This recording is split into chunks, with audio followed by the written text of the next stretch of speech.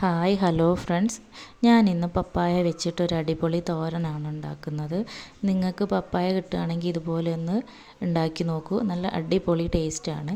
അപ്പോൾ ഞാൻ പപ്പായയുടെ തൊലിയൊക്കെ കളഞ്ഞ് കഴുകി വൃത്തിയാക്കിയ ശേഷം ഇതുപോലെ ചെറിയ കഷ്ണങ്ങളാക്കി ഒന്ന് അരിഞ്ഞെടുക്കുന്നുണ്ട്. ഇനി ഞാനിത് കുറച്ചായിട്ട് ചോപ്പറിലിട്ടിട്ട് ഇങ്ങനെ ചോപ്പ് ചെയ്തെടുക്കുകയാണ് ചെയ്യുന്നത്. അങ്ങനെയാകുമ്പോൾ നമുക്കിത് പെട്ടെന്ന് അരിഞ്ഞെടുക്കാനായിട്ട് പറ്റും.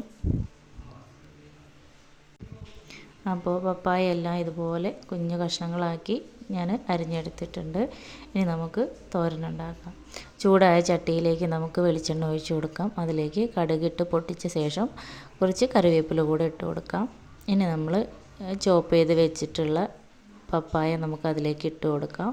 പാകത്തിന് ഉപ്പും അല്പം മഞ്ഞൾപ്പൊടിയും കൂടെ ചേർത്തിട്ട് നമുക്ക് നന്നായിട്ടൊന്ന് ഇളക്കി യോജിപ്പിച്ച ശേഷം കുറച്ച് സമയം ഒന്ന് അടച്ച് വെച്ച് വേവിക്കാം. ഈ സമയം നമുക്കിതിലേക്കായിട്ടുള്ളൊരു അരപ്പൊന്ന് റെഡിയാക്കാനുണ്ട്. തേങ്ങയുടെ കൂടെ പച്ചമുളകും വെളുത്തുള്ളിയും ചെറിയ ജീരകവും കൂടെ കൂട്ടിയിട്ട് നമുക്ക് ഇതുപോലെ ഒന്ന് ചതച്ചെടുക്കാം.